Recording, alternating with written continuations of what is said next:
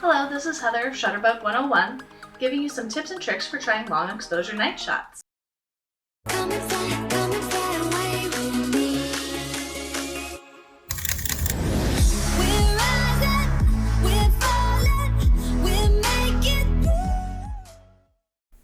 Whether the fair's in town, you want to get that shot of people driving under an overpass, or you just want to capture the classic street lights shining down a main street road, this video will help you get there.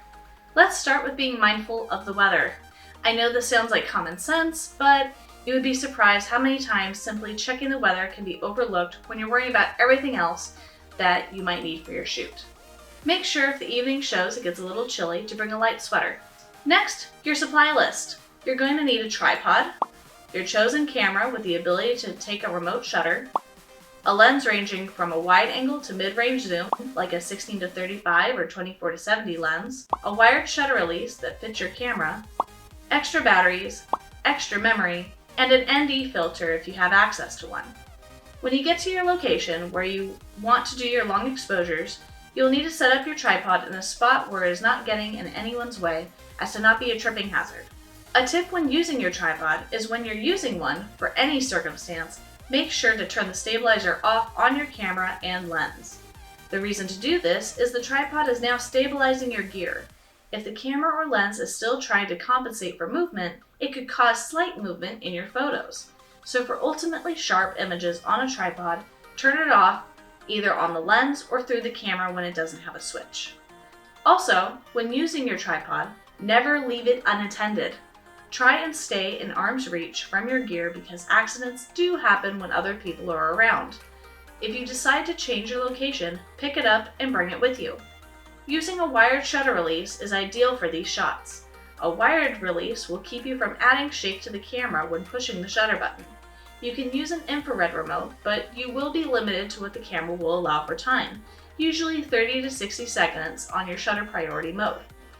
A wired release will give you the option for bulb in your manual mode, allowing you to lock your button down for extended periods of time, which is extremely helpful if you were to do Milky Way shots. When it comes to capturing light in long exposure, it's all trial and error to see what you like. What I recommend is starting in your shutter speed mode, which is the S or TV mode on your dial. Try different exposure times from 5 seconds to 30 or 60 seconds, depending on what your camera's limit is. If you still need more time to capture details, switch it to manual, the M mode, to adjust your dial to bulb. Adjust your other dial to make your aperture f11 or smaller opening. Remember, larger number equals a smaller opening. And for all these photos, set your ISO to 100 to get sharp shots with no noise. Then, lock your shutter release down and use the stopwatch on your phone or watch to test out different times beyond what your camera allows. Because you will be using your camera consistently, make sure you have your extra batteries on hand, especially if you have a mirrorless camera. And because you will be taking a lot of long exposure shots to give yourself a variety to choose from, bring an extra memory card just in case.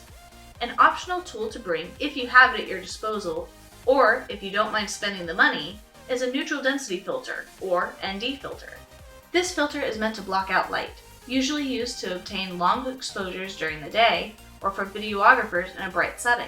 However, you can use it to obtain longer than usual exposure shots at night as well.